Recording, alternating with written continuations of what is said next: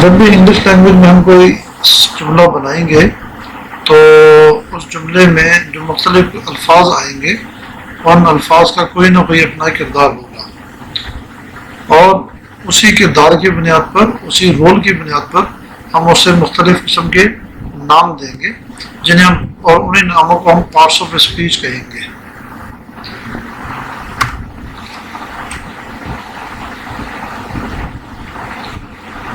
Total number of parts of speech, یعنی کہ English language میں ٹوٹل پارٹ آف اسپیچ کتنے ہیں۔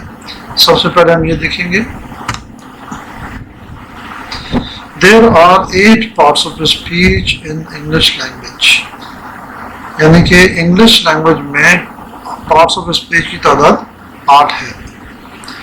اس میں سب سے پہلا ہے ناؤن، سب سے پہلا پارٹ آف اسپیچ ہے جی ناؤن۔ ناؤن کسی بھی چیز کے نام کو کہتے ہیں۔ پروناؤن ہم ناؤن کی جگہ استعمال کرتے ہیں تاکہ ہمیں ناؤن کو بار بار دہرانا نہ پڑے۔ اس کے بعد آئے گا ایڈجیکٹو۔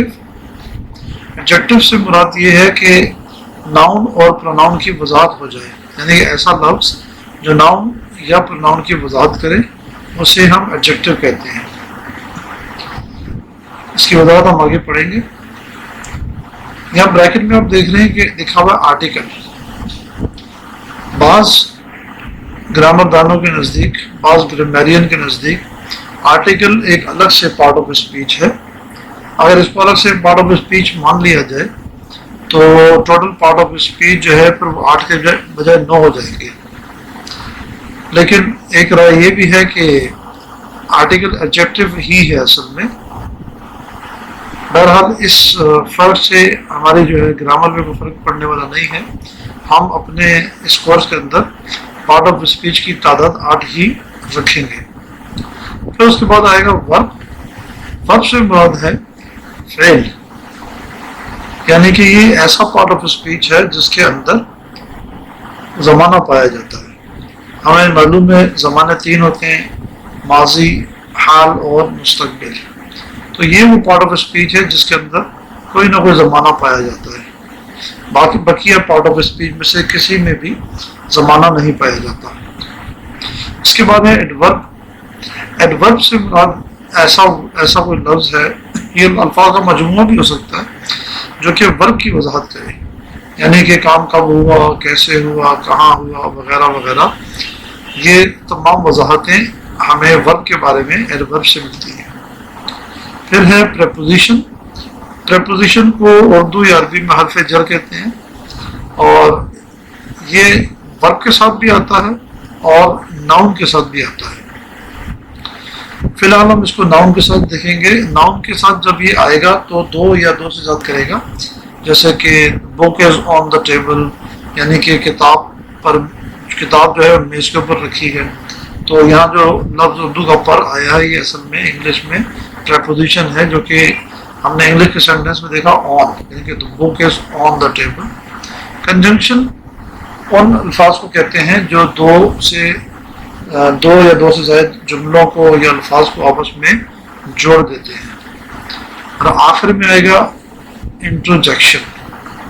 انٹرجیکشن اصل میں کچھ آوازیں بھی ہو سکتی ہیں اور یہ کوئی جملہ بھی ہو سکتا ہے جس سے یہ پتہ لگے کہ بات کرنے والے نے شدت کے ساتھ بات کی ہے، یعنی کہ غصہ بھی ہو سکتا ہے، وہ حیرت بھی ہو سکتی ہے، خوشی بھی ہو سکتی ہے، غم بھی ہو سکتا ہے۔ تو اس طرح سے شدت کے ساتھ جو بات کی جاتی ہے اسے ہم جو ہے انٹرجیکشن کے پارٹ میں لیتے ہیں۔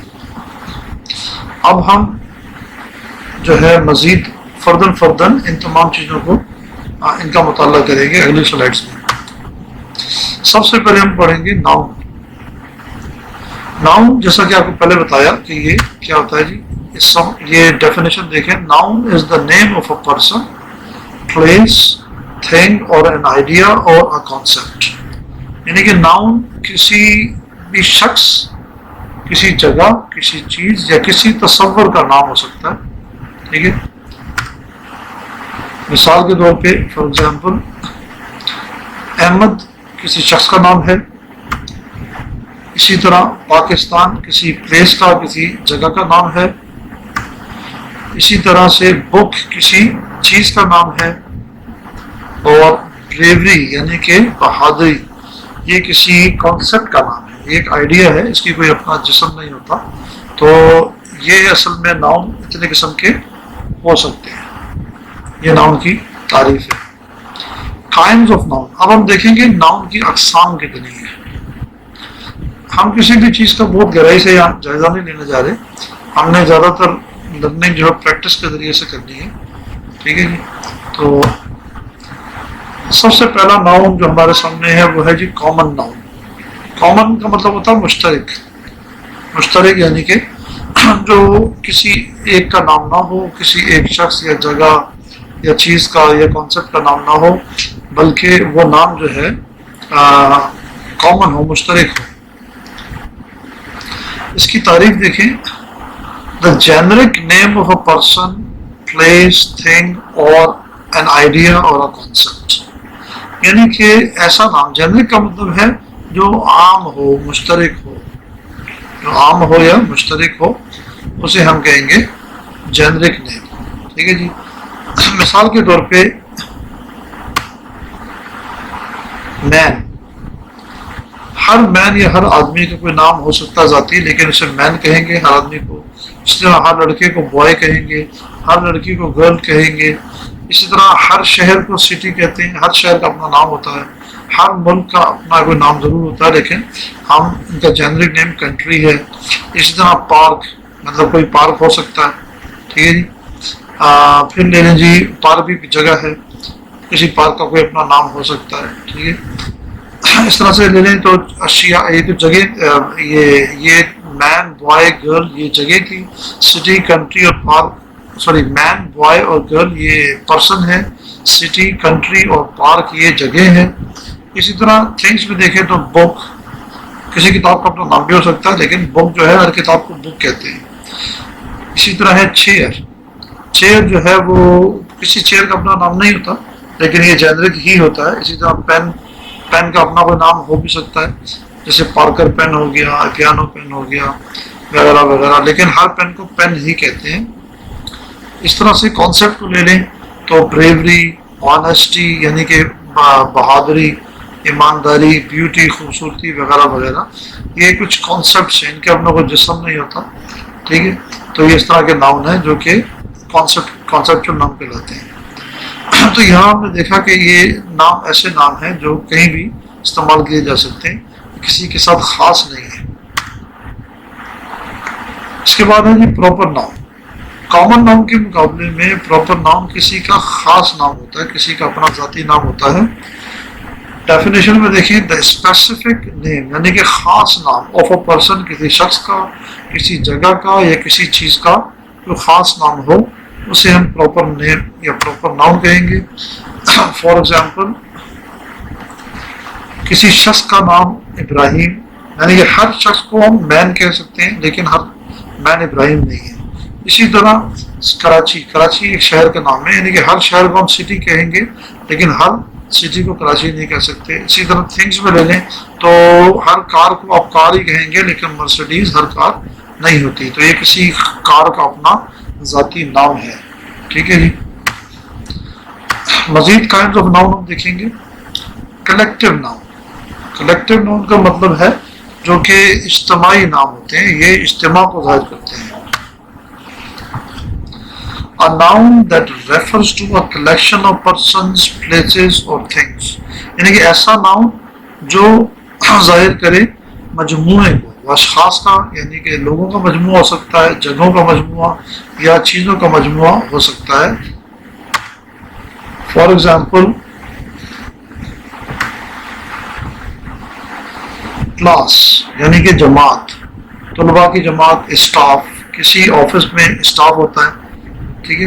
اسٹاف کسی ایک شخص کو نہیں کہتے، ایک مجموعے کا نام ہوتا ہے. اس طرح بینڈ بھی ایک گروپ ہوتا ہے، جیسے میوزیکل بینڈ ہو سکتا ہے. ٹھیک ہے.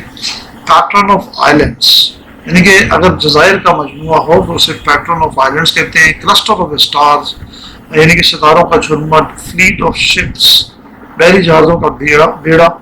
فلوک آف برڈس پرندوں کا جھنڈ.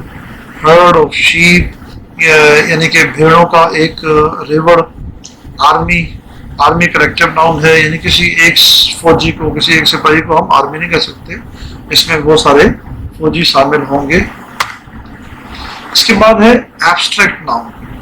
एब्स्ट्रैक्ट नाउन असल में कॉन्सेप्ट है, हमने डेफिनेशन में देखा था कि कॉन्सेप्ट्स के नाउन, ठीक है, जिनका अपना कोई जिस्म नहीं होता, ये कुछ तस्वुरात होते हैं। An abstract noun refers to an idea or a concept. तो ये आइडिया या कॉन्सेप्ट है, इसका कोई खारिजी दुनिया में कोई जिस्म नहीं होता। They cannot be weighed, measured or counted. Abstract nouns को हम इनका वजन नहीं कर सकते, ऐसी चीजें हैं इनको हम नाप नहीं सकते या हम इन्हें गिन नहीं सकते, ऐसी चीजों को हम कहते हैं। मिसाल के तौर पे ब्रेवरी, बहादुरी। अब हम ब्रेवरी के साथ जो है ना वो मीटर या किलोग्राम या 1 2 3 नहीं लगा सकते, हम इसके साथ अल्फाज लगा सकते हैं very brave, very very brave, इस तरह के जो है मॉडिफायर लगा सकते हैं। इनको हम गिन नहीं सकते, ना इनको नाप सकते हैं, ना हम इन्हें जो है वो वजन कर सकते हैं। इसी तरह करेज यानी कि हौसला या हिम्मत, तौफीक, डियरनेस महंगाई, ब्यूटी खूबसूरती, एक्सपेंसिव महंगा, सॉफ्टनेस का मतलब होता है नरमी, हार्डशिप का मतलब सख्ती।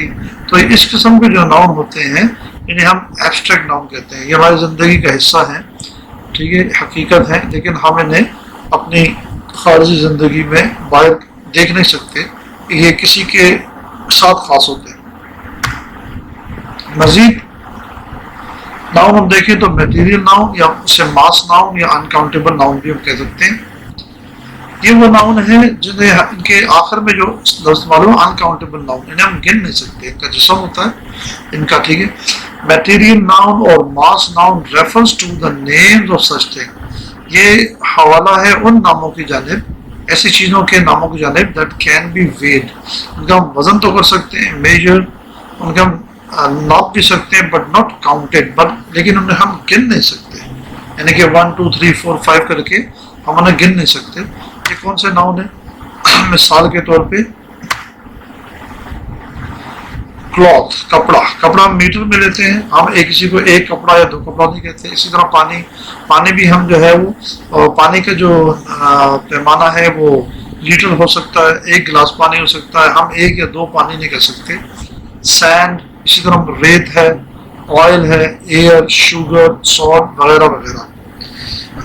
इन नामों में एक चीज ध्यान में रखें कि हम इन नामों के साथ बराह रास्त जो है ना 1 2 3 नहीं ले सकते, यानी कि 1 क्लॉथ या 1 वाटर या 1 ऑयल 1 एयर।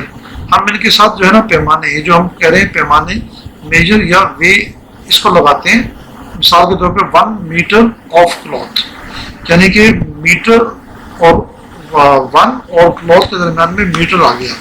इसी तरह 1 गिलास ऑफ वाटर, यानी कि पानी और गिलास के दरमियान में 1 के दरमियान में गिलास आ गया, ठीक है। इसी तरह ऑयल है, इसको लीटर में ले लें, हवा जो है इसको भी तोला जाता है, ठीक है।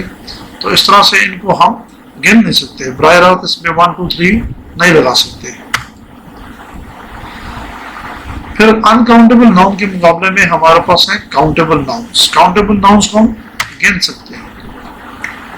Countable nouns name refers to the persons, place और थिंग्स। ये उन अशखास, उन जगहों और चीज़ों के लिए है जिन्हें हम गिन सकते हैं, ठीक है।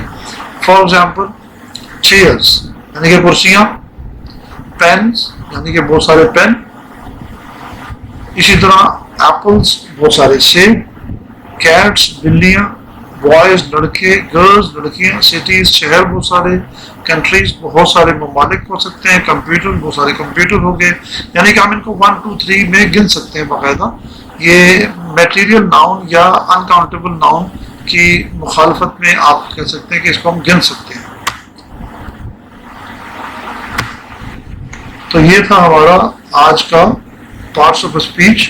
अब इंशाल्लाह मजीद जो है हम पढ़ेंगे पार्ट्स ऑफ स्पीच में, मजीद नाउन की इसको जारी रखेंगे अगले लेक्चर में।